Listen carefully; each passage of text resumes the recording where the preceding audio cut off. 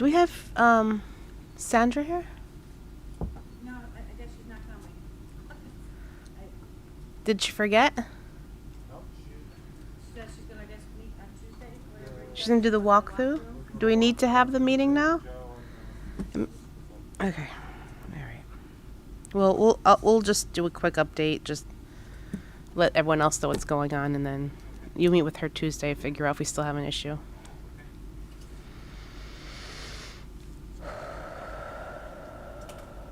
Okay, let me know when you're ready. All right.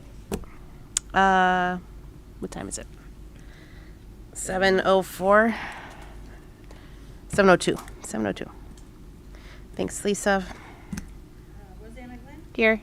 Shannon Hughes Brown, Claudia Should be late. Lozano, Matt Blanchett, Here. Ken Cleveland, Ken Jackson, Here. Blaze Messenger, Here. John Post, Here. Heather Jacobs, Jessica Lamb, Jack Buckus, Here. Chris Archer, Ron Rickey, Joe Pilata, and Ann Cooley. Ken won't be joining us tonight, and then Jessica and Shannon are going to be a little late. There's a concert going on right now. Okay.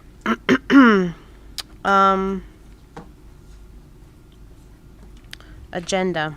Anyone have any changes to the agenda?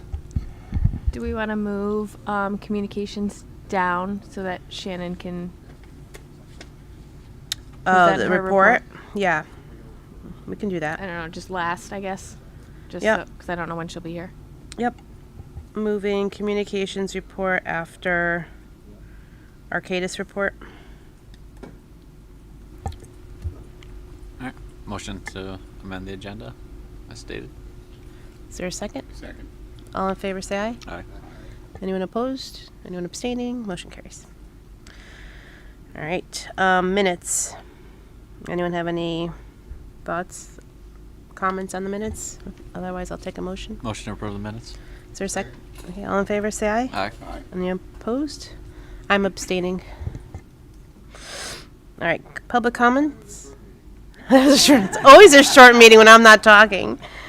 Any public comments? Anyone here for comments?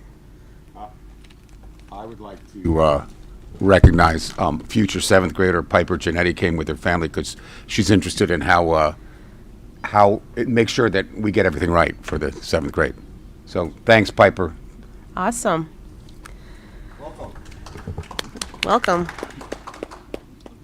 I hope you're not disappointed. All right, so we did have a special topic to talk about the kitchen layout.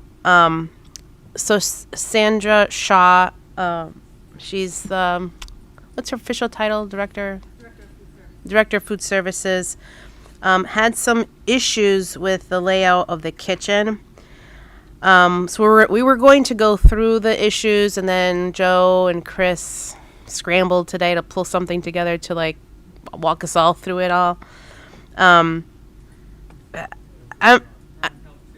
Ron helped too. Yeah, sorry, Ron. Ron took photos too. I don't want to disregard all the effort you guys put into it, but for the sake of time, and since Sandra's not here, I'm just going to summarize what the problems were. And I'm hoping when she goes and does the walkthrough on Tuesday, you'll show her exactly what the design intent was. And then if there are any remaining issues, you can help troubleshoot with her as to what possible solutions she has. So there were, I think, three main things. One was, the biggest one was the dishwasher location. It's located next to a 3-bay sink. The racks are supposed to come up and over the sink. And her concern was that you can't wash things over the sink and use the dishwasher at the same time. But I think that's not the issue. I think you can do both at the same time. So you're just going to have to talk to her about how that happens. That's my understanding from Neely Banks, who's our food service consultant. And it sounds like there's used mobile together. racks that she's supposed to be using, right? Maybe that's the believe so. the thing that, because that's what I was telling her too. I'm like, well, maybe you can use like some kind of mobile cart or something to put the racks on. It sounds like you guys already had that planned out, which is different than what she's used to, but still works. The second issue was the So, state of Connecticut, because gotta love the state of Connecticut. They have a requirement that says you can't place water bottles in the same cooler as your milk containers. Because they don't want to discourage students from drinking water when they should be drinking milk. Why we have that policy in place, I don't know. It makes zero sense to me. All the vegans are crying out there, but that's the way it is. So the coolers we have now, we have very nice coolers, but one cooler. So she can either put water in there or she can put milk in there. She can't put water and milk in there. So now we need extra coolers somewhere to store either the water or the milk, whatever is not placed in said coolers. Maybe we can get an exception. Is that something that happens? Like, Probably a Department of Health thing or some other Department regulation somewhere. I wouldn't know where we would start looking for a way. sounds like the dairy farmers wanted, more milk sold to the schools. Anyways, that is probably something you're gonna have to troubleshoot with her on Tuesday. Yeah, that one's news to me. We've reviewed it with the health department, the layout, and that was Maybe the not policy brought up. changed and she's not aware of it. I don't know. Yeah, so we'll have to look into that one. Yeah. Because I was surprised because I know you have a consultant who does these things. I'm like, how would they not know about? Like, they should have known that this exists in Neely's Connecticut. I was just saying, I've done 7 schools with her, and she's done way more than that. So And you've never had the situation where they can't use water and milk in the same cooler. I've never heard that before, but Okay. So Doesn't maybe mean it's not a thing. Maybe it's a Cromwell thing. I don't know. You guys can figure it out on Tuesday. What was the third issue? Now I'm lost my train of thought. Was it the 2-bay sink? Said that one. The 2-bay sink. She didn't like the location, but she said she can deal with it. I the think- warmer. Oh, the warmer. Thank you. So the third issue was there's 4 ovens and 1 warmer, and they needed 2 warmers and 3 ovens. But one of the ovens is called a combi oven, and I did go on their website. And I did look at that, and those combi ovens are usable as warmers. So she actually is getting extra because they're more expensive. She's actually getting extra usage. So she could use it as a warmer. She could use it as an air fryer, apparently, and she can use it as an oven. So I don't think she has to worry about it not being able to keep the food warm because it could be used as a warmer if she sets it to that. Yes, the convection ovens can also be used as warmers as well. Okay. There's a setting with those ovens as well. So Okay. So actually she's all got- 4 devices could be She's got used. plenty of warming space. All right. Perfect. So I think it really comes just down to the dishwasher and trying to help her figure out that and then figuring out the logistics for the milk water situation. I was trying to explain the dishwasher to her the other day. I just lost some things in translation. Well, there's like that small area of counter space between the sink and the dishwasher. Like, why couldn't you stack the things there? And Oh. within the 3-bay, you have 2 of those bays which have rails on them, just Yeah. the trays across. So she could theoretically wash 3 trays and have them reside right there when they're done. Have a 4th one in the washer as well. Do they go right to left or left to right? If you're standing at it, it would go right to left. Right to left. Okay. Okay. Even with, Is the dishwasher installed already? Because the pictures made it look like it was just like a big oversized sink. Like there's nothing underneath it. it's over. It was that piece of equipment. Yeah. To the right. Oh, okay. All right, maybe I wasn't looking at the right thing. Anyways, that was exciting. I think hopefully we have some resolution there. All right, so let's move on. For my update, bunch of things have been happening over the past couple weeks. So first thing, for the PV system, we did have a meeting. Jack was there, Tony, James, John, Harriman, Joe. You had CES with you. I forgot his name. Eric. And we all had a nice conversation about the buy versus lease options for the PV system. And there's still a huge wild card with the interconnect cost, right? Because that could theoretically throw the decision one way or the other, depending on what that comes back. I guess I didn't appreciate the fact that I was under the impression that when they did the study, they were basing it off of like, you have a middle school that has a system on it. You're building a bigger school that's going to consume more energy, and everything that PV system's making on the new school is going to be used up. But I guess when they do their analysis, they assume that the school is completely shut down, yet you're generating current. So it's like a worst case scenario that they have to apply for whatever reason, whatever, they know what they're doing. So it may come back that we need a larger or something done to the grid. We don't know. So, Joe, you guys submitted the form. We submitted the check. It's in their court to go do their analysis, and then hopefully we'll hear back, within the next couple weeks or so what that looks like. But what was interesting to me, so there was a lot of, back and forth about buy versus lease. The lease option would only work if they reduced the size of the system by like half. I think it's like by half. Or something like that. I don't remember the exact amount, but it was, you had to reduce the system to make it like feasible, right? That was I think that's my understanding of what John Harriman had got from Connecticut Green Bank and their presentation. Right. That they determined that for them, Right. reducing the system to the same size as the existing would be the way to go. Because But then you would that's- avoid the interconnect fee, is my guess. That's what their Right. analysis was. Yeah. So they're saying if you want to avoid that fee, cut the system in half, and then you would avoid it. So I guess it all depends on how much the interconnect fee is then first. Right.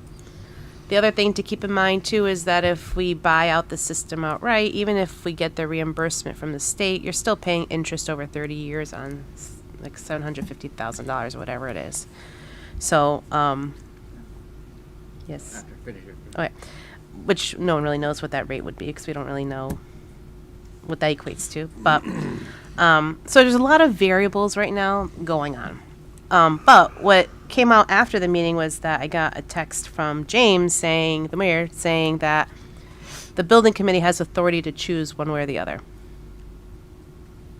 So we're going to take all the information. We're going to figure out what the lease option looks like over 30 years. We're going to see what the buy option looks like over 30 years. We're going to compare the two and then make a decision. We don't have all the information today. But still lots of variables that are in play. So we're making a lot of assumptions one way or the other. So I don't even know where we go with the whole lease option part, like who even pulls that data together. We just use the Green Bank analysis, I'm guessing. I guess that's what we would use. We would just use whatever John came up with the Green Bank analysis. Right, Jack? Yeah, I think that that would be the basis that you'd be making your decision on, and ultimately, someone would have to offer to provide that to you. And I know that there had been auctions for the renewable energy credits. I don't know if that's the current process now, or if the process has changed. Yeah. But that, with the credits, that helps them buy down their basically you get tax credits for installing the system for you, which is all part of the business model of whoever the installer is, whoever offers to provide the system to you that you'll be buying the power from off your own roof. So there's a process. Even if you made the decision tonight, okay, we're going to go with a power purchase agreement, you've got to go out and get a vendor To like, to agree to give do you that. Yeah. And I don't know if that's a quick turnaround or if they have to wait for the next round of auctions in order to know whether they're going to get subsidized or not. So that could be, from a timeline standpoint, that could be a real wild card. And the other thing to keep in mind too is the offset. So if we're generating half the current or half the power from half the size, we are now procuring extra electricity from EverSource. Correct. And I don't know what their multiplier is year over year when they did their analysis, because just over the 5 years, costs have skyrocketed. And then if they add public fees and all these other fees that even the towns have to pay for, it's like, you know, again, it's all assumptions. We're assuming that it's going to multiply. We're assuming they're going to add all these fees. We're assuming it's not going to get any cheaper. Like, that has to be factored into the equation. I didn't inspect the report closely enough to see what assumptions they made for those calculations. I just can't, like, the math doesn't make sense in my head that it could be cheaper. I just don't see it how it's possible over the course of 25 years. To do the power purchase? Yeah. It'll be cheaper for the town not to spend capital dollars up front and have to pay interest on it. Or they could say, well, we have capital left in the bonding approval, we can use it for another capital project and, you know, trade value for value. On the one hand, you know, there was the comment was made that, oh, we had to add X thousands of dollars into the board's budget this year to cover the electricity for the new building. And so, it's bigger, you know, systems, more, you know, you've got the air conditioning, you've got ventilation you didn't have before, so there's additional, even though our equipment is very efficient, you're running more of it. Right. And the existing building's got solar on it, so you've been paying an quote-unquote artificially low electric bill because you've been making a percentage on your own roof. Right. Now, if that goes away for at least X number of months of operation, if not the full operating year, fiscal year, yeah, somebody's got to pay that. They've got to pay Eversource for that. Right. So when you look at the fact that, oh, this is going to draw more, that offsetting argument of, well, we have to pay the capital cost back over time seems to have been missing that component of, and look at our operating budget also. Right. And so that operating budget with no solar is going to be for forever. Right. Versus you pay off the loan and you're harvesting electricity off of the roof. It's a long-term plan. It's what it As is. a long-term plan. I mean, yes. over the course of the 25 years, you will save money compared to the other. But again, the cost of money over time is a very important and real component of the decision. Right. So if we're bonding at 3% versus 6%, you know, there's going to be quite an impact on just how quickly the system will pay itself back. Right. But with the state picking up essentially 50% of the purchase cost, you're actually putting money in your pocket a lot quicker than the ultimate eventual payback of the power purchase agreement with saving so many pennies per kilowatt hour. Right. Rosanna, at the meeting when they discussed the PVC system, Yeah. Sharon DeVoe pointed out that if the town bonded 1.5 million for the PV system over a 30-year, it would cost the town 2.7 million. Yeah. And my argument at that meeting was, if the PV system covers half of the building, which is estimated as $300,000 total, it would be $150,000 a year, and that over 30 years is $4.5 million. Yeah. So in reality, it's a savings. And I pointed out that it's not really $1.5 million; it's Half. $750,000. Right. So you're really paying for, you're bonding 1 point. And even Yeah. if you're adding another, let's say, 500,000 for the interconnectivity, it's 1.25, which is still less than 1.5. So that makes that 2.7 even less. Right. So in reality, it's pay it now and save it over time, because the town, no matter what, is still going to have to pay for the electricity in that building. Right. It's not like the board is going to pay for it. Yeah, the yeah, board yeah. is going to go to the town and say, this is what it costs for our electricity, this is our operating expenses. You have to pay for it. Right. Right. Yeah. I don't. Like I said, I don't see the math working out for the purchase plan agreement. But we'd have to do the work of actually laying it out, so that we don't get questioned about it later. That's all. So again, we can't really make any decision until we get that Eversource analysis back. So that was PV system. Did you ever get any answer on your key lock thing, T whatever? Are they fixing them? You guys fixing it? Okay. All right, good. The shed is not building committee project anymore, so you guys have the signage up for the planning and zoning and all that? Okay, but you have the sign out front for it? It was up, okay, and letters got, yeah.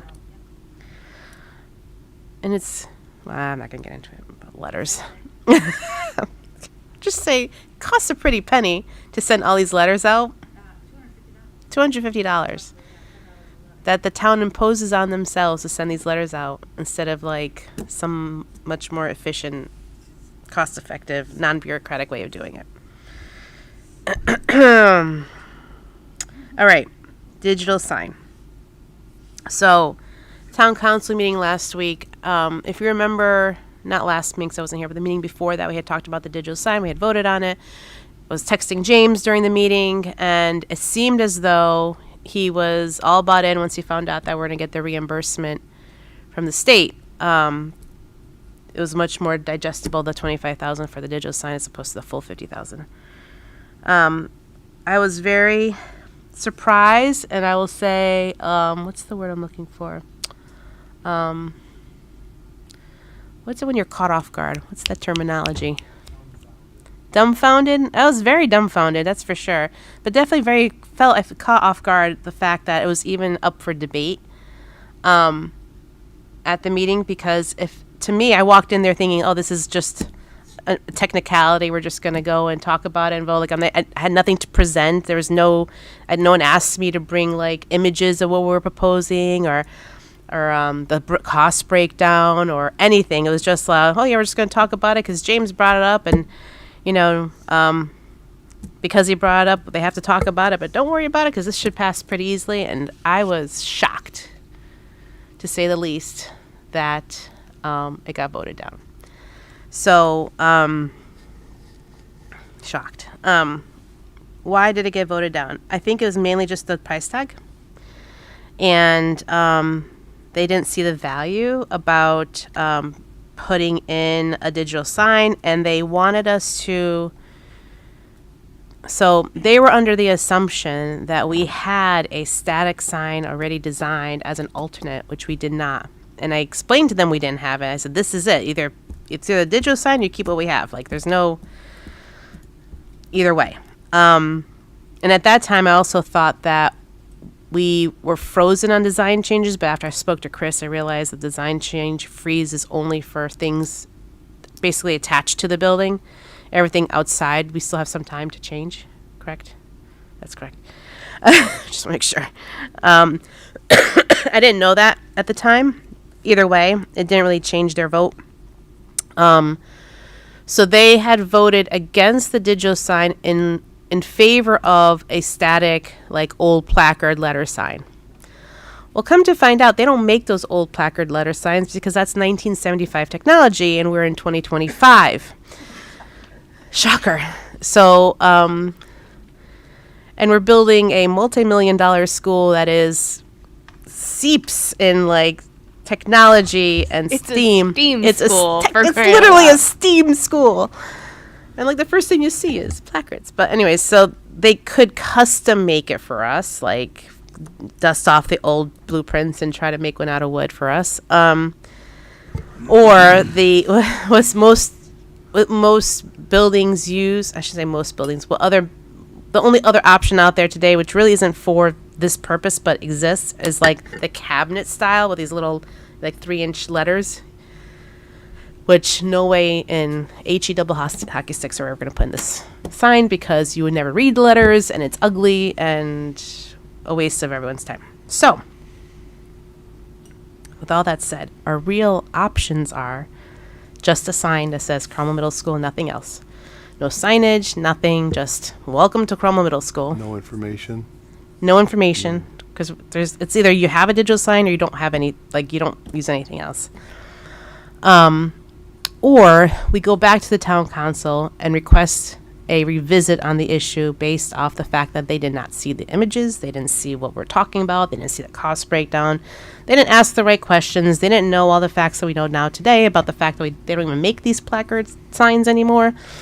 The fact that almost every new school in state of Connecticut is using the digital signs because they're convenient and they have, significant usage within the town, not just with the school system.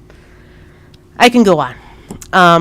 So my plan is James is on vacation right now. When he comes back, I'm going to request that we get on the next town council agenda to reopen the conversation around a digital sign in front of the school, because I'm not going to let this die, because I'm really annoyed by the fact that a decision was made with minimal information. That's not the way we should be doing business in town. And bring them the full package. So, like, what is the breakdown of the costs, the reimbursement, I would like them to see what it actually looks like. 'Cause they don't have no clue what it actually looks like. And then make it very clear to them that the placard option is not an option. So it's either you have a digital sign that you can provide, and I explained to them, you're providing extra capability to the town. Like, you can tell people that it's the day to vote. You can tell people if there's like an Amber Alert. There's other uses for the sign besides just school announcements. And then after providing all that to them, then I'll feel more comfortable if they still come back and say, we see no value in that option, and stick with just I know, it's, Rosanna, yeah. I'm a little confused. Me too. I'm sure everybody else is. How does the town council have the authority? They don't, but they did. They're not supposed to. We should have been able It's to not make in the our- decision. it's Well, not in we. the ed spec. I mean, it's not in the, but it's still part of school construction. But that's what I think that's. No, they just didn't like the cost. They didn't like the idea that a sign costs $50,000. Well, they also said that it wasn't in the original plans. That was another part of their, We've always had a sign, and but that's what they said. that's what they assumed. said, but they just didn't know. Right. We're all very confused. So it's Very much so.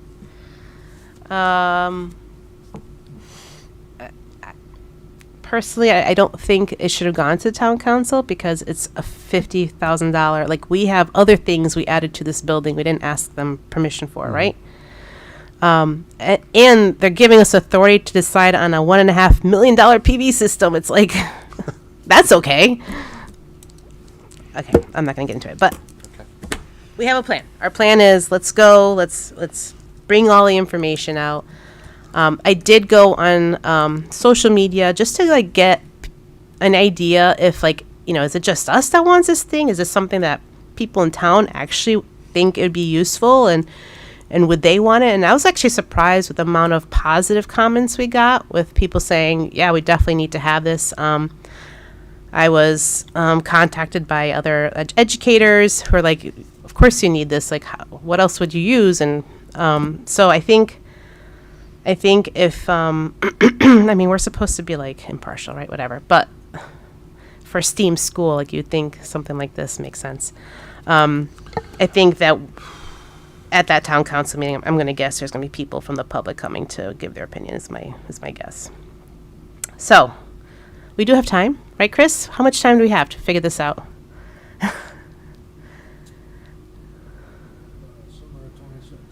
Summer 26. Okay, we got time. So,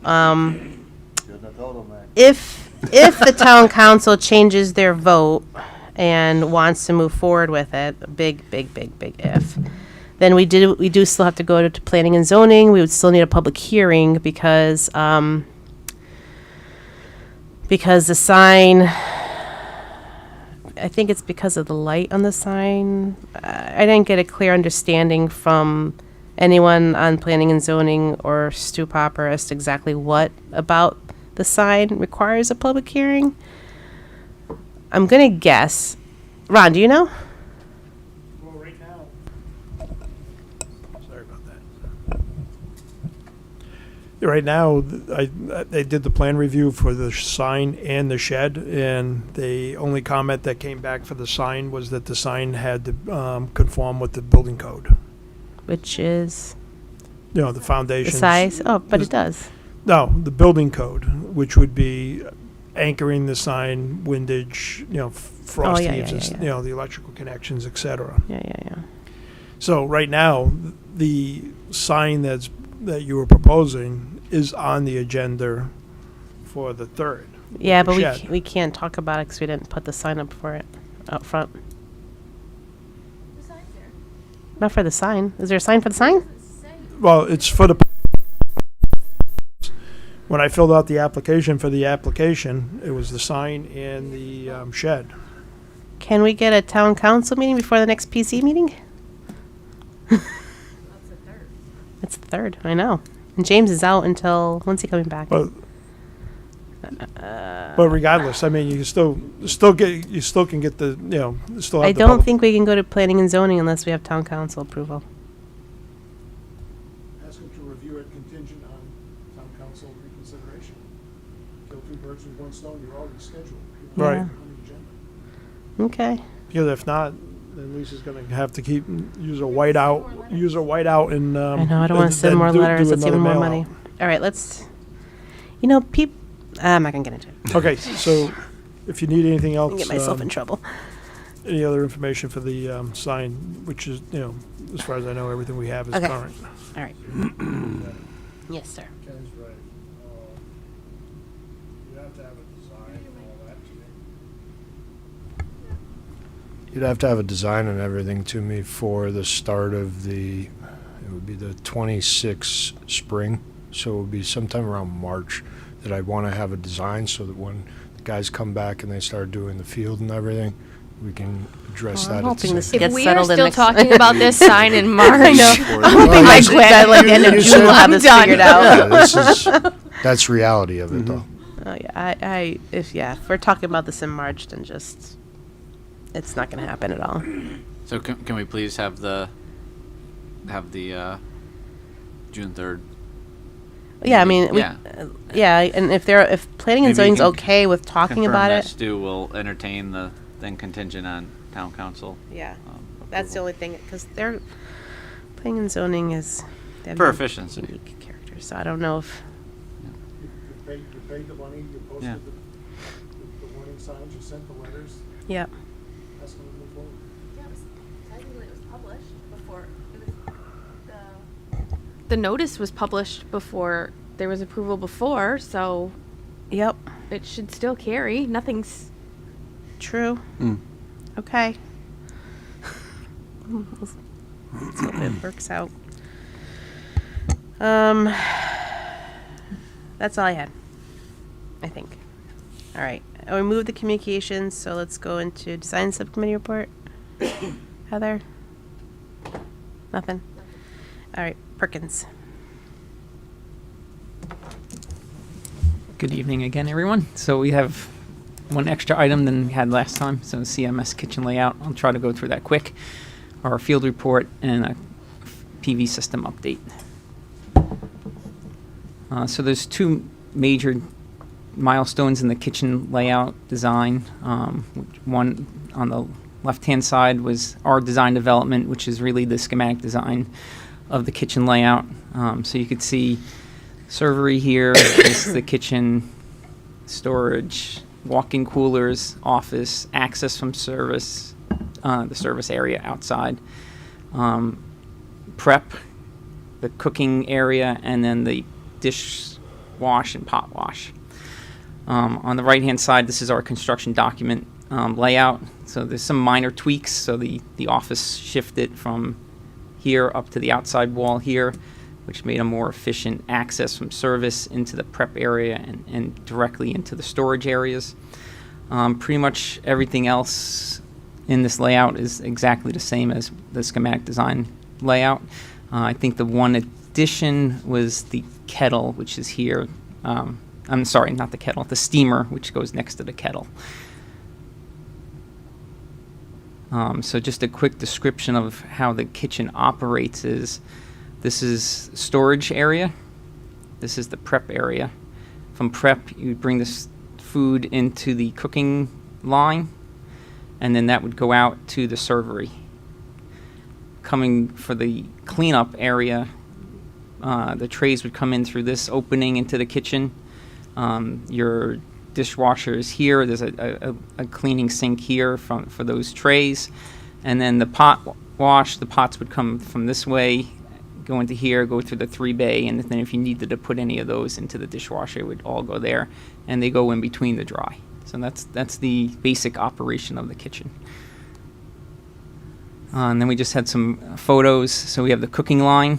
So going from left to right, we have the steamer, the kettle, the range, the 2 convection ovens, and the combi oven. So the combi oven can also be used as a warmer. This is the warmer. It's located next to the servery, which is over here outside of the picture. And then this is the dishwash area. So that's the opening into the cafeteria where the trays would come in, go into the dishwasher. And this is the corner of the 3-bay sink. And then this is the drying area. This is another view of the 3-bay pot wash sink. This is the prep sink. So your storage, food storage is back over here. It would come in, you get prepped, washed, prepped, and then goes into the cooking line. Can you walk? Where's the dishwasher on the left side there? It's right about here in that picture. So Oh, right. this right is to the left, corner of that's the right. 3-bay sink, and then Yeah. the dishwasher is this. That thing. Right. Interesting. Okay. And then that's a better shot of the Oh, yeah. dishwasher. That's what I Yeah, and then the 3-bay sink. Sorry, keep hitting Claudio. This is the refrigerated cabinet. Somebody with a laser rifle? So the refrigerated cabinet was one of the requirements of the ed spec. This is the combi oven that you asked a specific. And that cabinet is where you'd get the milk versus water dilemma. Right. So They if only that, asked for one cabinet in the ed spec. I think there's one on each side, one on the cold side and one on the hot side, So couldn't they use one for milk and one for water? theoretically. But if you're going through the hot line and you want milk and it's on the Uh-huh. cold side, you'd have to go over to the cold side. Yeah. So you could split it, but they're opposite sides. Yeah. What we could do as an option that we'll review on Tuesday is this is where the snack carts go. So we could install a milk cooler that's double-sided that could serve both sides. And then the Okay. snack carts could just move out into the cafeteria adjacent to the cashiers. So that would be one of the options. Or the milk cooler could go out there, and there can be portable. So any questions on the kitchen? Short field report. So, I didn't update that. I'll get that into the final. So our last site visit was on the 9th. Our next site visit will be tomorrow morning. Alex will be out there, and then I'll be out there on Tuesday. And then consultant site visits are occurring as required. Neely will be out there on Tuesday as well. And we're still going through some submittals. Most of them are closeouts and some RFIs still here and there. And some site photos from the 9th, so just another. Yeah, it was a cloudy day. As I was replacing these, there was. Oh. Yes, those came out amazing from what I've seen in the pictures. I'm looking very much forward to seeing those on Tuesday. The little detail here, the light that goes into the slots here, came out very well. Alex was raving about the job that the contractor did. Excellent work there. I don't think I appreciate the lights in the cloud ceiling. They're really cool how they're like They- kind of highlight it. It looks And- like, it really looks like a cloud. And they're hidden too. They're hidden, when they're off there. yeah. You don't see extra lights. Nice. And then What are we seeing there, Joe, on the bottom right?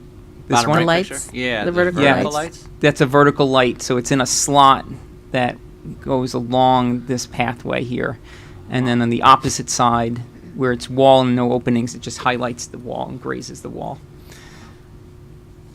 Fancy. And then this is another shot of the courtyard. You can see the landscaping is starting to go in, and then another shot of the back of I think this is the media center here with robotics. Just looking at the install the flush metal panel also came out very nicely. And then I got this image from Ron today. I had a different one of Main Street that had half the ceiling tiles in. But now you can see the full ceiling tiles in going down Main Street. And then the 3D Falcon is in place. Which Can I just say that when you drive by at night and you have the lights, like the uplights in Main Street, Yeah. and you drive by and you can see that Falcon Oh, you can? coming through Nice. on the right above the doors. It's amazing. That's Every time I drive by, I'm like, look at cool. the Falcon.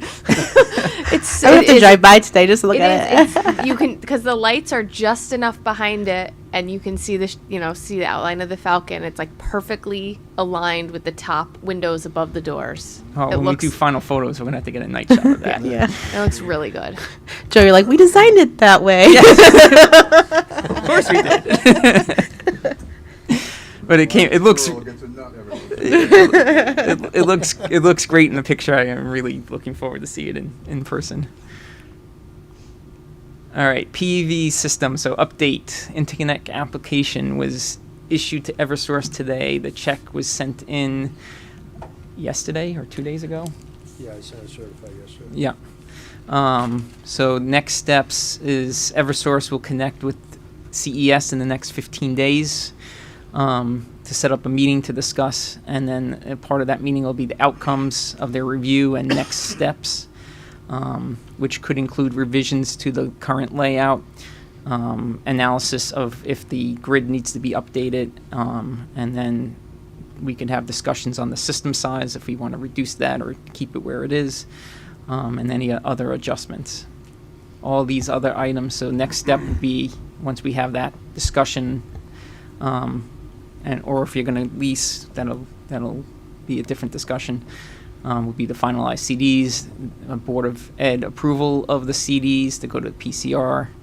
I just talked to Jack. Another step that I don't have in here is getting this phase approved through OGA, which includes updating the phasing letter and updating the estimate for the overall project. Then we'll issue bid documents that'll go out to bid through Newfield, and this is old information here.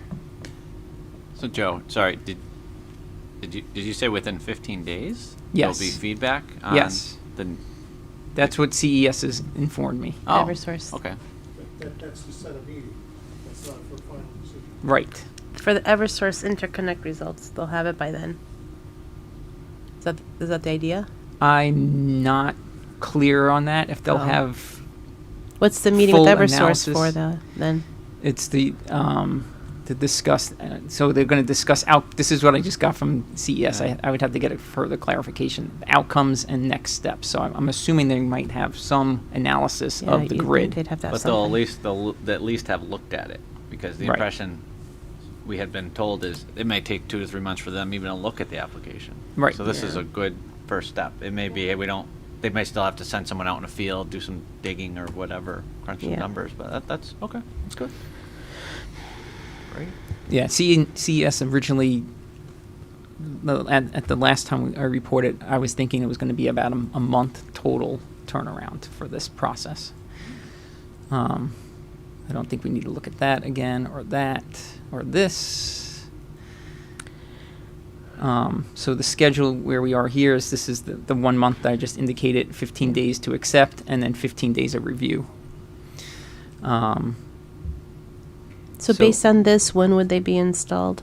So based on where we are today and going through what I have worked out here, we still need to meet with Arcadis and Newfield to really hash out the details, Okay. and this might expand a little bit. We would be looking at install, I was Like next being spring? optimistic of December, but Chris is like, nope. no, Nope. right. No one's So going on a roof in December. it's really going to be March. I'm going to guess next spring Yeah. after everything else, right? Yeah. End of March, probably. Mm-hmm. Okay. Oh, actually, I'm sorry. Right in time for something air conditioning there's something season. missing here. So I was based on getting bids, if we were able to get bids by 10/5 and go through building committee approval, the next meeting after the 5th would be the 8th, as the current schedule shows. We could potentially start install in end of October. You have to order the stuff too. Yeah, it's too- Procurement. Oh, that's time. what that was, the Oh, okay. procurement, thank you. It's been a long day. 2 months of procurement, that would be that. That would put us into December, and once we get through that, you're really looking at March. Yeah. Okay. So there's some float in there of 2 to 3 months of Mhm. winter conditions that Okay.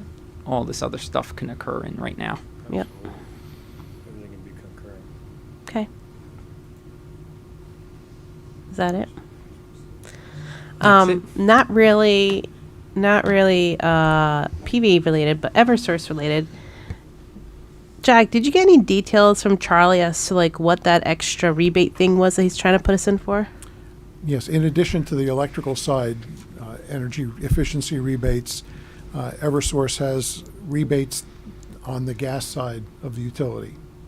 And because whatever we're using for gas as for our mechanical systems is a very efficient system, he believes that will qualify for an additional incentive for having installed good gas machines. He didn't speculate as to what that value might be, but there is a meeting, I believe it's Friday of this week, where they're going to put our project on the table as a potential candidate for an additional incentive. Oh, that'd be fantastic if we get that. Any bit counts. Maybe it'll pay for your sign. Maybe we'll pay for the sign. Okay. Anyone have any questions? No, I was going to say that when I get the gas bill this month, that will be a really good indication of what the use of the building is going to be. All of our major systems are online now, so I'll be able to get a pressure of that. It's not even cold outside. No, those boilers and the hot water heaters are all natural gas, and those run all the time, though. They run all the time. Yep. Yay. All right. Newfield. Yeah, we were having a problem with the video. I'm going to show it on my laptop again. But I wanted to go. I have the 2 week from our meeting today with the trades. Wanted to go through a couple of the high notes here. We are still maintaining our schedule for asphalt paving around the south lot, coming up towards the front of the building, and that we're going to start that on 5/27. So that's at the end of next week. That's exciting. The installation of the site rails and whatnot are going to start on 6/9. That'll be in. It will be helping us with the TCO. We got to have all that stuff in place for that. We've started domestic water testing with the balancer, and it's actually going very well. I anticipate that to be wrapped up early next week. And once again, that goes along with the HVAC balancing. They're shooting for getting a preliminary testing and balancing report for us for the TCO. Doesn't seem like it's going to be an issue, so we'll have that in place as well. We're shooting next week for generator startup and load bank testing, which will be another piece for that TCO, so that we can run the fire alarm without power and do the cutover and show them that everything's working correctly. We're looking at doing preliminary testing of that fire alarm at that same time when we're doing the generator testing and load bank.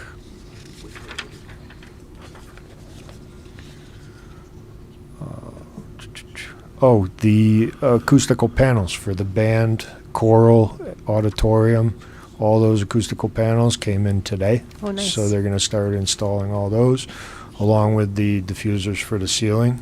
We have those triangles and whatnot for those. Yep, everything showed up. Actually, I can't say that. 75% showed up today, 25% tomorrow. So, but they'll all be here tomorrow. And we're going to start that installation tomorrow as well. So,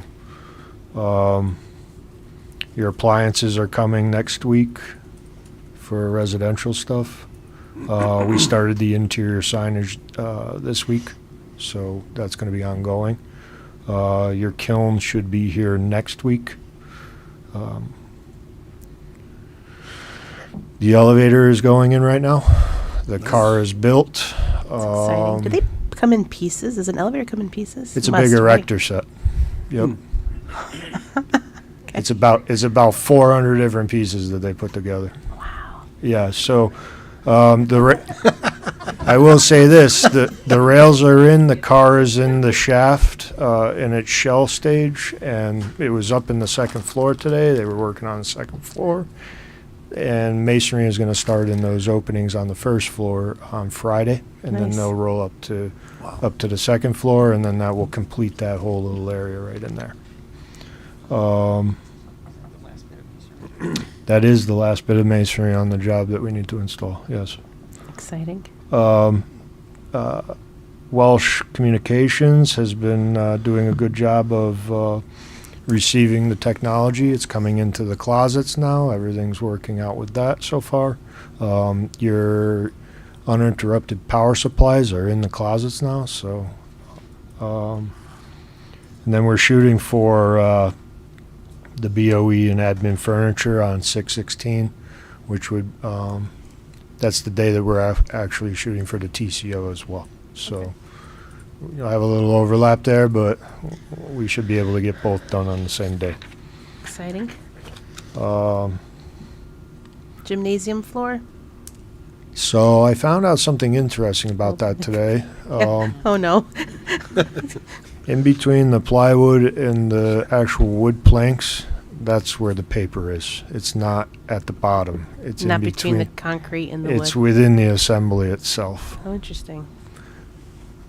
Is that a bad thing? Yes, that is a bad thing. That's a bad thing? Yes.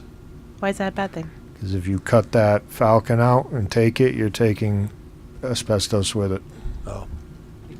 Oh, you're talking about the old school. Okay. Oh, I thought that's what you were talking No, about. no, no. I I'm talking about the apologize. new school. Oh, the new, they're finishing up the, I'm like, why are we putting asbestos in the new school? I apologize. Oh my gosh. I had like heart palpitations there for a minute. Heavily discounted. Heavily dis- The gym floor should be going down relatively quickly within the next week. I'm hoping. So. Okay.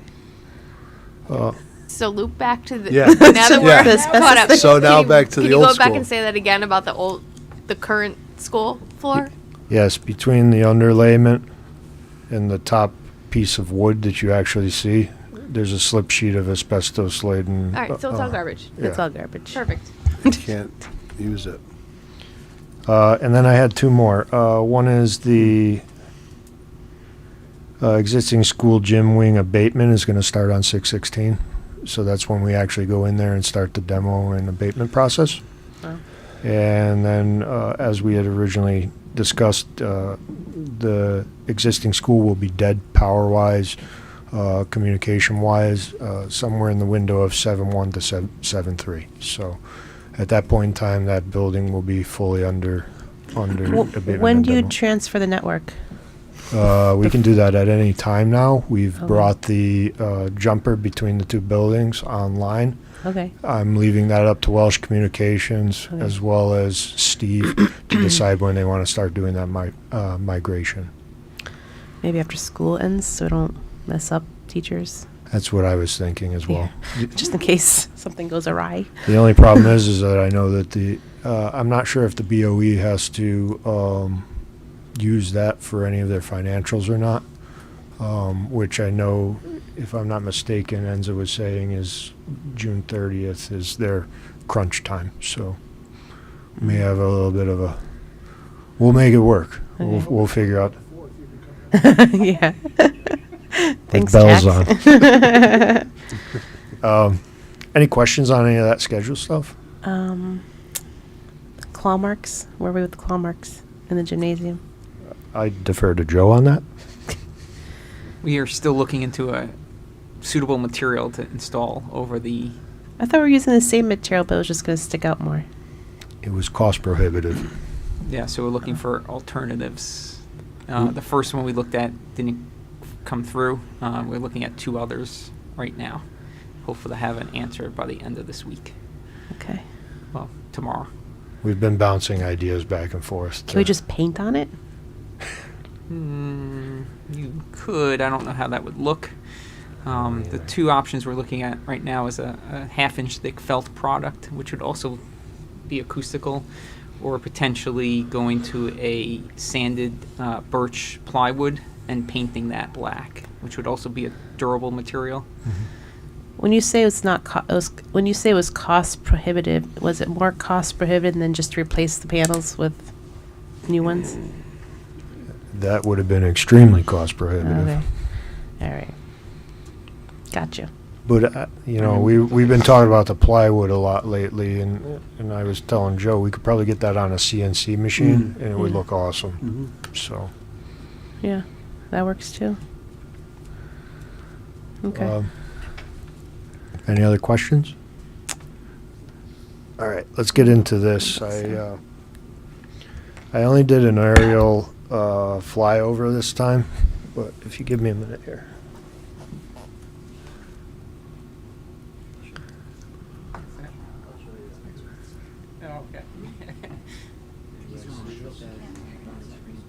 No, we're having, You know. The computer over here doesn't have the decoder.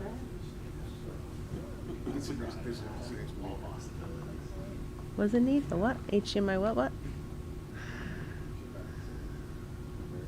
Convert. I know. Like you just need. Well, you just took the HDMI cord out of there and plugged it into the laptop and just projected directly. Oh, that's not a digital screen. No. Do you have an HDMI dongle? Joe to the rescue. I forgot we don't have a digital screen up here because that would have been handier. You too much, Ken.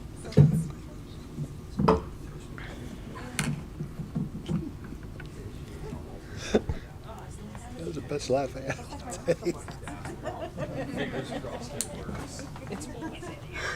I spoke too soon. Oh my God. Uh-oh. It's okay. Ooh. Ooh, architect. Fill this up, buttercup. Mouse. All right, so when we're looking at this, I came around to this is your pond again. And they're actually driving the fence posts and laying out the fence posts and setting them in concrete all the way around the TST right now. Yeah. Oh, for the post. For the Okay. chain link, Oh yeah. yeah. Remember that fence? You can see the formation of the back receiving area here coming around. Once again, the generator and transformer are there. All the bollards have been set. All of the concrete up against the building has been poured. And that's all in preparation for the TCO, for the egress plans. Also, you can see on the roof, we're putting in the roof screen material, and all of your ductwork and everything is up and functional and running. As you come around the side here, you can see that the walkways up here to the east side now. The last couple of pieces that you see here are actually poured. They poured them today, so this is all complete now, coming out to the front end of the D building there on the south elevation. You can see this is the formation of your main walkway here, and this is the parent drop-off loop right here. We're starting to, this curbing is all the way around to here now, and the concrete work is all the way poured out to about there now. You see your roof is in really good condition as far as copings, rooftop equipment, detailing, all of those things are ongoing. You can see the plantings within your courtyard here. They're coming along awesome. very nicely. Really nice job. And I wanted to give you a good shot of the outdoor Last learning weekend. space there. Courtyard looks amazing. It's really coming together back there. Hey, Chris, do you mind just grabbing Joe's microphone? Sorry, it's my hearing's not great. Thank you. Yeah, so I'm just showing you a couple different shots around the building here, just to show the completion of where we're at. Your temporary road is going to be coming up that way for when we go into school next year. Let's see. And then I kind of did another circle around just so you could see it all from a bird's eye view. It's really coming along now. We're starting to get germination of seed around the TST right now. How's the water level in there? It's actually bone dry right now, but when we actually went to do the sides and seed it out, the next day we got a huge rain and all the seed went away. Oh, so no. we're gonna have to do it again. It is what it is, but I wanted to. I ended on this because I wanted to highlight some things here. Oh, it won't let me. Give me 1 second here.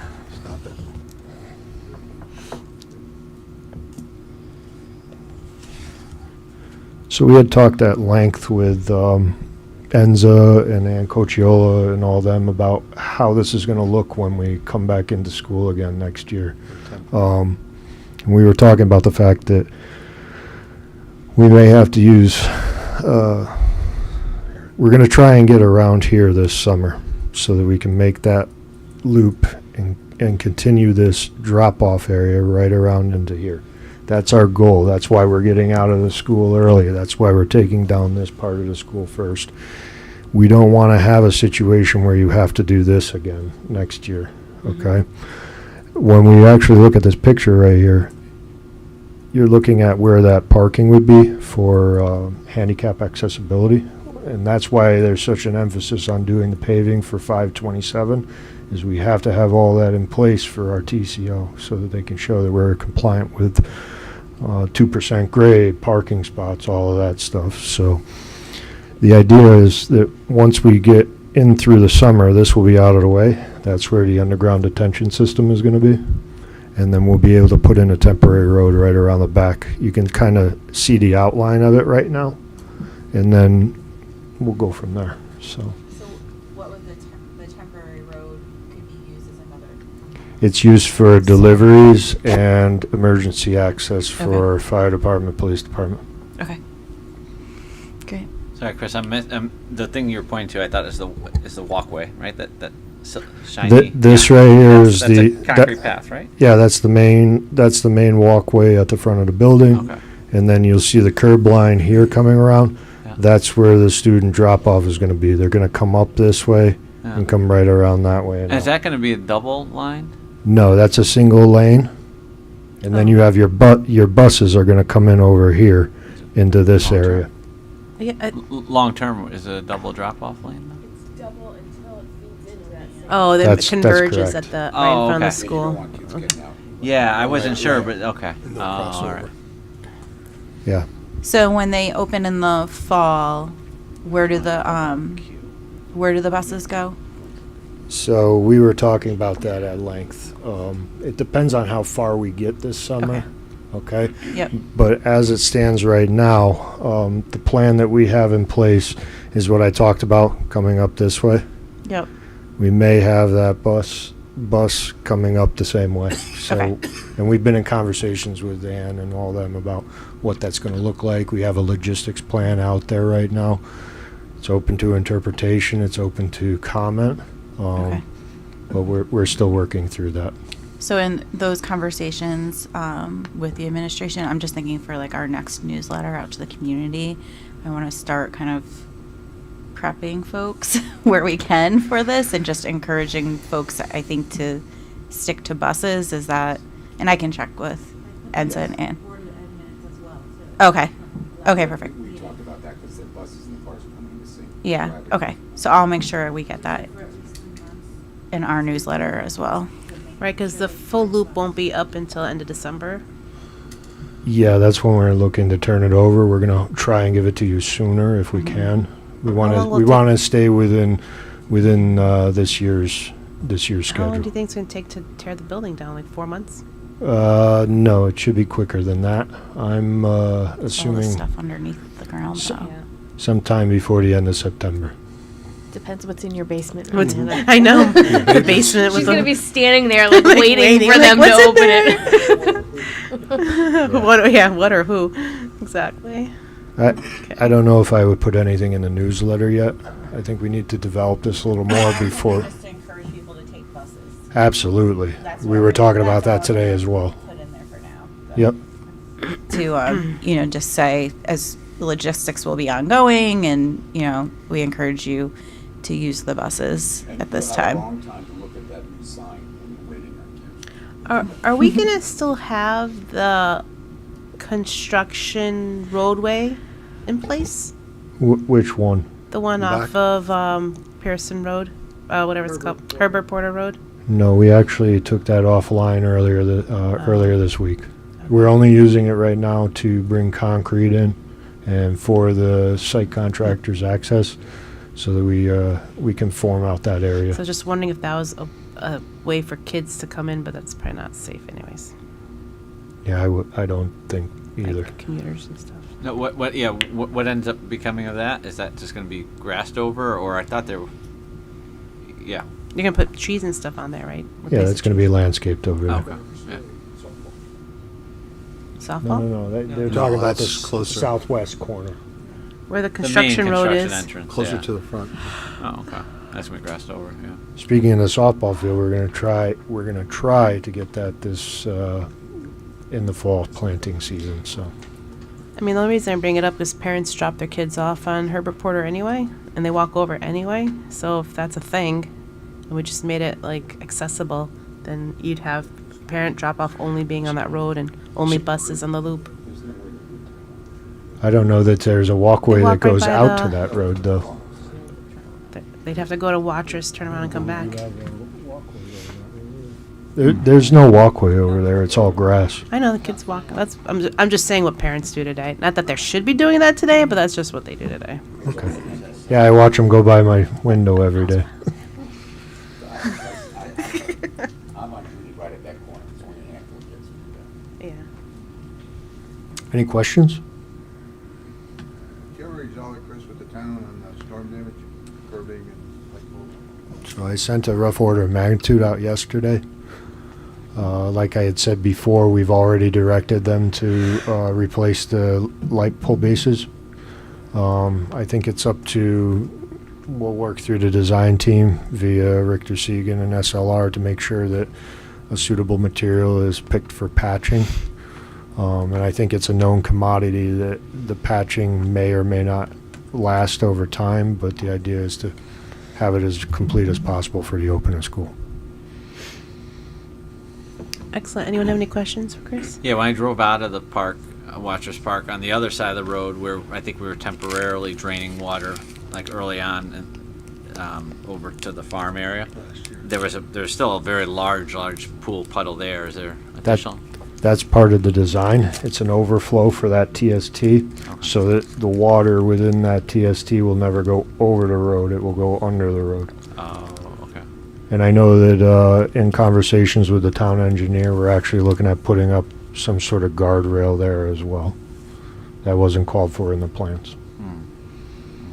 Okay, thanks. That's it. Where's the guardrail going? Where that on Herbert Porter Road there? Oh, At the curve. Yeah. Underneath. Yeah. I have a sketch for you. There you go. He's got a sketch. So Already drawn up. Okay. Thank you. Jack? All right, good evening. On the agenda, we're talking about next steps on the digital signage. We've already touched on that topic. Okay. Glad you approve. Serious. We've seen our video. We'll go into our financials.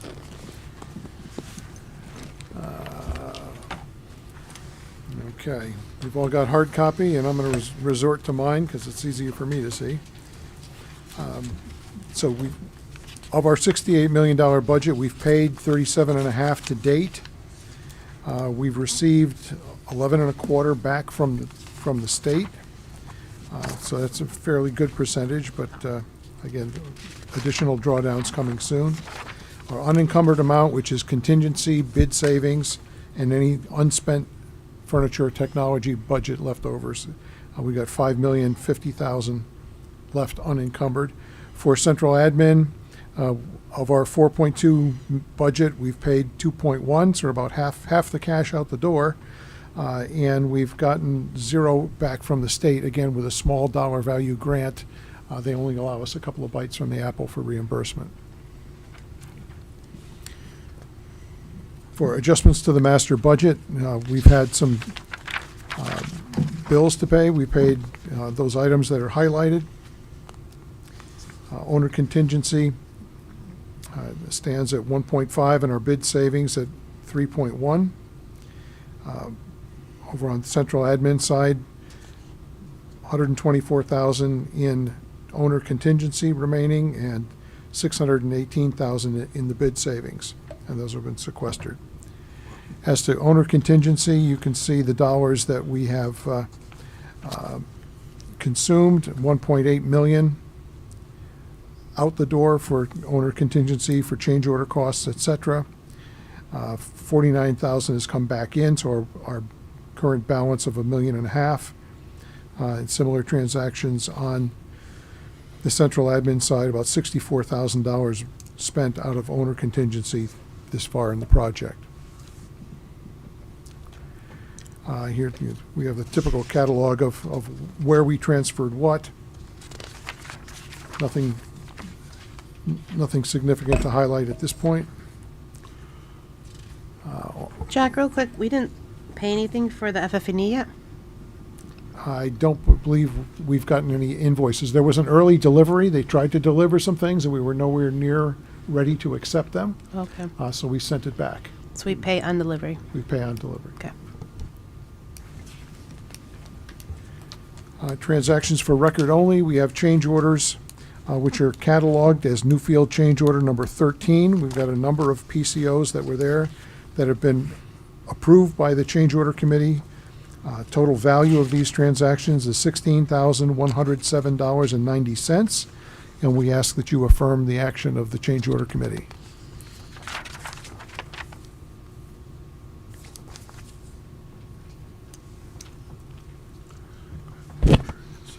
What's the ASI art graphics again? CEO 85? ASI 1, Joe? That was the delta between what we had in the construction documents versus the final graphic square footage. There was a slight increase Okay. because there was a credit taken for the media center graphic Yeah. that had to be we had included that, and it was we already got a credit on it, and this is basically paying back that credit because we kept the square footage the same. Yeah, and to put that in context, by doing it that way, you did save some money, so.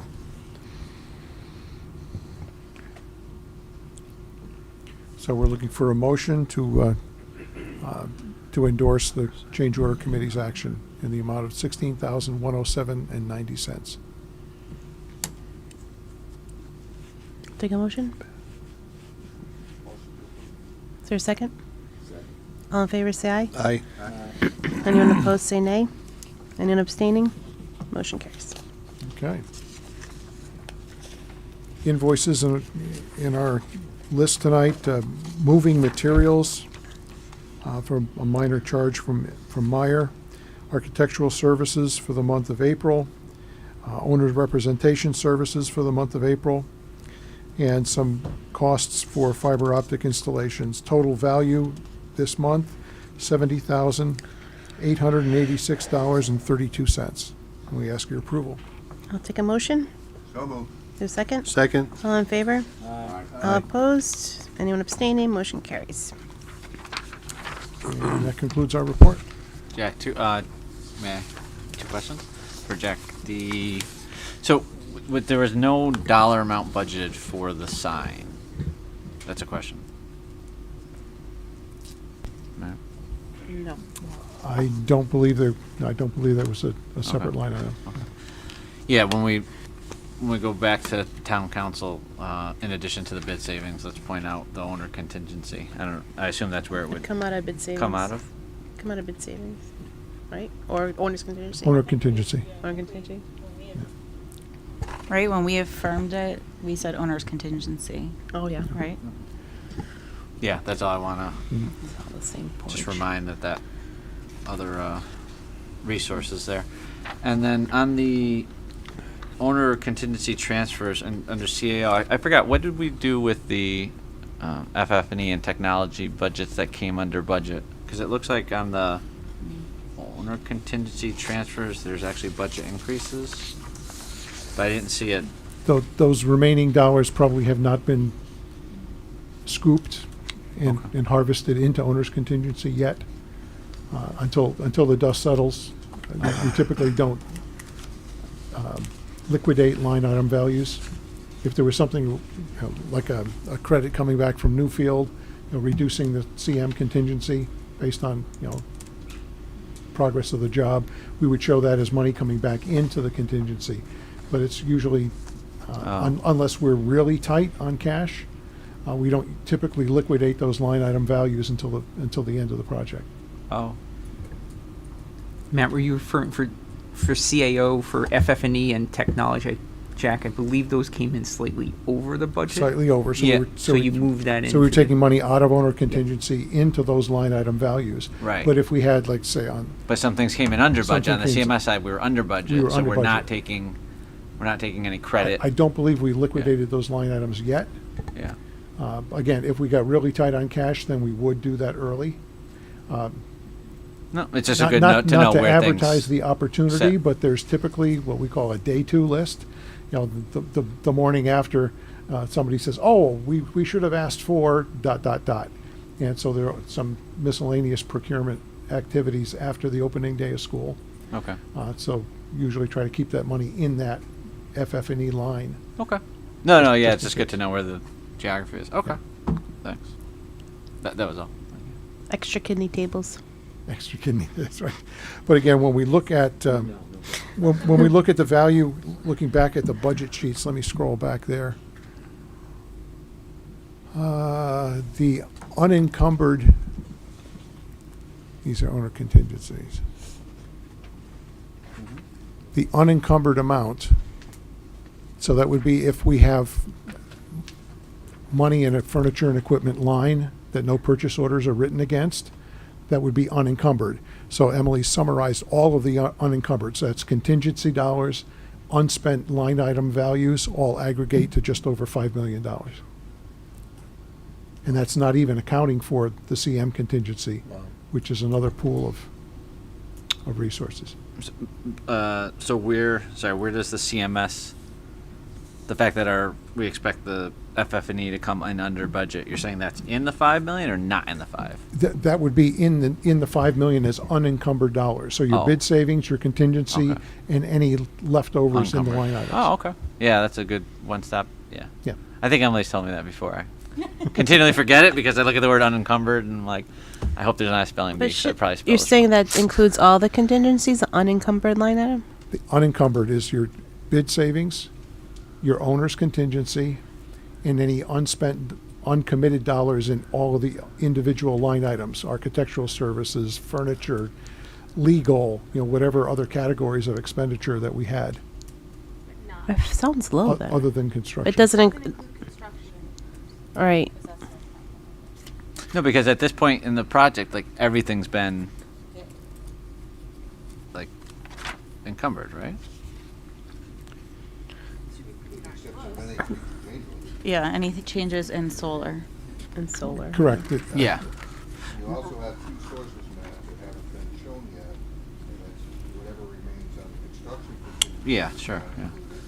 And they also have some allowances that they may be closing down as the project closes down, that they have not used as well. Yeah. Oh no, I was just you said that they seem low, but between the two projects, it's it's nearly $6 million.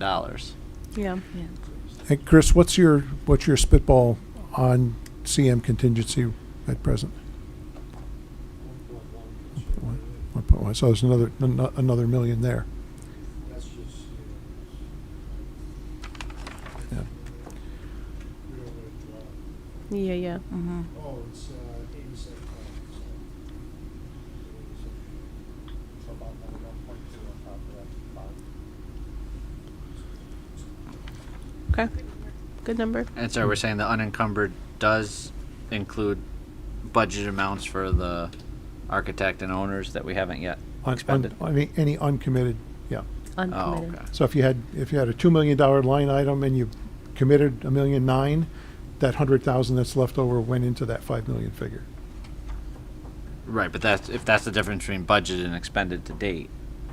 Not to date. No, what you expect. expended to date is against Okay. your encumbered value. Yeah. How much you actually spent? But unencumbered means there's no current commitment. Right. Okay. Sounds We good. haven't allocated to anything yet. Yeah. So if you want to say, and again, looking at it from a perspective of, you've encumbered out of 68 million, you've encumbered 63. 5 million falls to the bottom.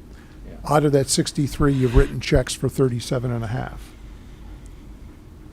So there's. We haven't gotten the big bills from Newfield yet. About to say, let's say we're contractor along for the month of May has billing of almost $850,000. There you go. A million here, a million there, soon you're talking big money. Million here, million there. Yeah. One more question after Jack. What's the plans in terms of the couple different people have asked in terms of visiting the school, seeing the school, things like that? What's is there a plan yet about that?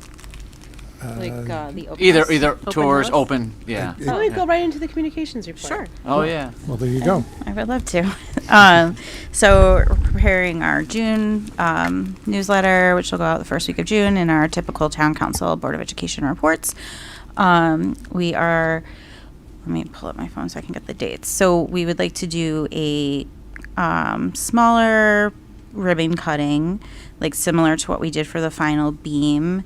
The Teacher in Service Day of August 26th 4 p.m. at 4 p.m. So more information to come on that. We're just putting together kind of our logistics, and we'll invite the similar dignitaries that we did last time and have a few short speeches, and then do the ribbon cutting. We want to invite all the teachers and staff too if they would like to join. And then plan for a bigger, more community celebratory, so no tours at that, because we want to make sure the teachers and everyone can focus on, packing, moving in, getting ready for school. That needs to be the main focus that week. And then a bigger splash year, and we're still confirming this date, but we would like to target September 24th, which is when we have a building committee meeting, so that our partners can join us, and it's on a day that they would normally be joining us. And then use that time to do tours, and we would like to reach out to like the select choir and jazz band, see if they can participate in that as well. So kind of a bigger event, and invite the community out for that. So that's what we're thinking at this Maybe point. have our meeting in the middle school that day. Yes, that would be wonderful. Yes. So open to other ideas and thoughts. Do we have a calendar, Lisa, for September? I know Enzo's going to talk to you about what was happening on that day. So we haven't done one yet, but we can get that done. Okay. Yeah, put us in for September 24th. Yeah, because I'm assuming I'll have to do like the building use form and everything now. Thank you. we got it in. Wednesday. Yeah, so like to right align before with our our meeting. regular meeting. September. There's school. Yeah. Yeah. So if you're having 150, 200 people that want to walk around do a tour, Yeah. you also have custodians that are cleaning the building at the same time. Oh, yeah. Yeah. So that's why we have to do the building use form and all the typical things we do for those things. Yeah, I mean, we're gonna a lot of people. We're gonna get way more than 150. But that's what I'm saying. Yeah, we're gonna get If it's done on a Friday, at least I can clean the building on Saturday, so it's ready for school the next day. Oh, I see what you're saying. Mm. I mean, Yeah, that's clean fine. All the bathrooms, all the classrooms, all the hallways, the entire. So maybe do it on a building Friday? overnight. Mm-hmm. So you got 200-300 people there till 9, 10 o'clock at night. Oh no. No. It's from what's it? 5 to 7. Yeah. Like I said, 5:30 to 7. But I know the reality is No, because we have a building committee meeting. They gotta be kicked out. No. Yeah, that's when we get on the loudspeaker and ask them to leave, like we do for the science fair. When we have 400 people. we're always over back then. But then yeah, so Figure it out. It's just, No, I'm definitely open to doing it on Friday. We're trying to coordinate, with our building committee meeting. And with our So. partners, so they can be there, not have to come Mhm. out twice. So if we feel strongly about doing it on Friday, that's, certainly fine. Like I said, the only reason is with that many people, it's going to be hard, guys. Not only people doing tours, but guys are cleaning. Mm-hmm. I mean, we could limit them to only like one academic hallway. We don't have to bring them everywhere. No? If you want to open up the building, if you can do it on a Friday, then I can get a crew in on Saturday. Yeah. To clean the building, because not only security, but people walking around everywhere. There's a lot of things Yeah. in the building. You don't want anything broken, you don't want anything. Yeah, no, I wouldn't want to open mean, we other could classrooms do- or anything, like just like a example classroom, right? Like because, yeah, We could because we wouldn't want like it open. we could try to do a Friday, have our meeting first if everyone's available, like at 4, and then do the tours from 5 to 7. Be a quick meeting. There shouldn't be much to discuss at that point. Hopefully not. Cross fingers.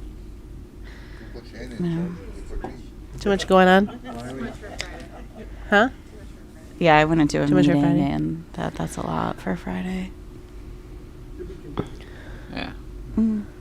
I was just my original question was just the students that are going in there, they're not going to see the building themselves. Oh, that's No, not they for are. us. That's not for us to coordinate. Yeah. We That's are, for- the school will be inviting just students in Yeah. on that. These are the Monday or Tuesday, I can't remember now, we went back and forth. Just the students that are coming in, the 6th, 7th, and 8th graders, so they can get a quick tour for half an hour or so and know where things are. And then we'll give them a more thorough tour that first day of school. But they are having a chance, if they wish to come in early. Oh, okay, that was good. I probably had a letter at home that Megan got. Not I yet. just didn't read it. Oh, okay, will. okay. If we're really thinking there's gonna be like hundreds of people coming to this tour, is 2 hours enough? You don't think so? that's I don't- enough I mean, time. depending It's how not much- gonna.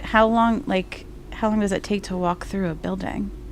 Well, I was just thinking when we did the one at the current middle school, I think just to kind of drum up the support and have Yeah. pictures. I mean, yeah, that That was we like didn't see 9 hundreds there, but we thought, look, maybe we'll get a lot of people. But now you're saying, hey, the town just spent, 35 million net on this building.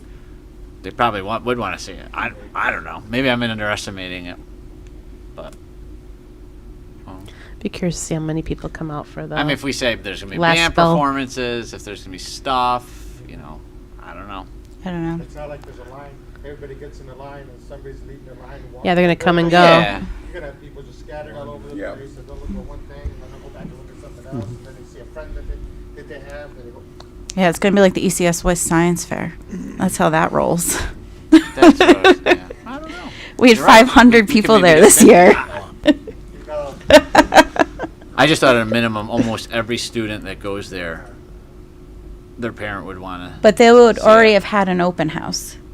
So like those parents will have they- already had an okay, open that's what I house. was- okay. Would they? Or do Oh, you know yeah. when that open house is gonna be? Yes, open house is the second week of school. Oh, okay. So Oh, parents will really have been early. Oh, so- in Yeah, the- like at this least one in needs the to building. be. Yeah, this one needs to be after Yeah. that. Oh yeah. There you go. Oh, That'll well, I make a didn't big mind that. difference. as a ceremonial ribbon cutting with tour, Ron was saying, maybe do that on a Saturday, instead of trying to do it on a, Well, who's gonna pay for that though? but you gotta pay. Overtime? Yeah. Well, if they're gonna come in to clean Saturday anyway, You'd be paying more overtime to have a whole I vote crew no in on Saturday. Saturday. That's what no Saturday. I mean, it's from my standpoint anyway, from facility side, it'd be easier on a Saturday. I won't need a whole crew in there, if people are just coming through. I just need to have key people to open doors and make the building safe and be there in case anything happens. If you have it on a Friday, then I have to bring in the whole crew on Saturday to clean the entire building. If you have it on a Wednesday, I still gotta pay overtime, so people can stay afterwards. It's usually an 8-hour shift to clean the building. If you're leaving there, if you're only there till 7, which I doubt it'll be done by 7. If you're only there till 7, and another 8 hours on top of that. You're talking 3 o'clock in the morning, and about 5 hours of overtime for the entire staff. Overtime's more than paying a Saturday. Paying a skeleton crew on Saturday. Yeah, but plus the cleaning crew. We always get charged a lot more on Saturday when we try to do events on Saturdays. The only reason why we get charged more on Saturdays is because there's a crew in, when you're coming in to use the building during the school day, and there's staff already in the building. Yeah. You're not getting charged for overtime, you're just getting charged for facility use. If you come in on a Saturday, you're getting charged for facility use and overtime. Yeah. But in this case, like we're doing a tour of a building, I'm sure that we can have a conversation about not charging for facility use, but just charge to cover, to have staff there. If you're there for 2 hours, you're doing 9 to 11 on a Saturday. probably bring two guys in from 9:30 to. I just don't think anyone's gonna come on a Saturday in September because there's too many No, sports there's and too- things we and have too stuff much of going a on. Sports community. Everyone. The Yeah. Saturdays Yeah. are not. The weekends are just not. I don't think it's allows enough people an opportunity. Yeah, Yeah. Then I go back to the one you said, the bigger building committee. Sorry, and then on the 24th of September, that would be fine. I think that would be fine. 5:30 to 7. Yeah, we just make everyone leave. Because I didn't know the parents would have already Yeah. had an open. You're house only for gonna one. get like the people in town Yeah. who care, but I forgot about the open house. Like, yeah, you're not gonna get Yeah. more than 100 people coming out for it. I don't think so. I mean, anyone that misses the open house maybe would come, but I mean, I think you may get some parents, but I don't think Yeah. it's gonna. It's it's not gonna be the full force. Yeah. no. Yeah. No. But I think it's good to have a public open house to the public to see it. Building committee can pay for the overtime. Building committee? You mean our project? Oh, yeah. Yeah. I'm like, me? I'm not paying for anything. With Not our directly, at bonuses, least. we'll pay for it. Yeah, our bonuses. You gotta Yeah. speak for yourself. But there'd be no overtime if we did it 5:30 to 7. There will be overtime. There will be overtime. Definitely, Oh. because Because it delays they would normally start. Okay, all right.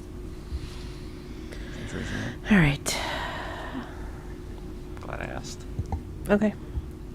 Any other? So do we have a comments? decision, or do you want to I- talk to I Dr. think- Macri? I think we. I don't like the idea of a weekend one because no one's gonna come out to that. So, if we're gonna pay overtime either way, I might as well just do it on the day we picked out. Okay. Either way, you're paying overtime, and we just have to force people out by 7. Be like 7 o'clock is the absolute deadline, and we just corral them out. Okay, you got it. Any other comments, thoughts, questions?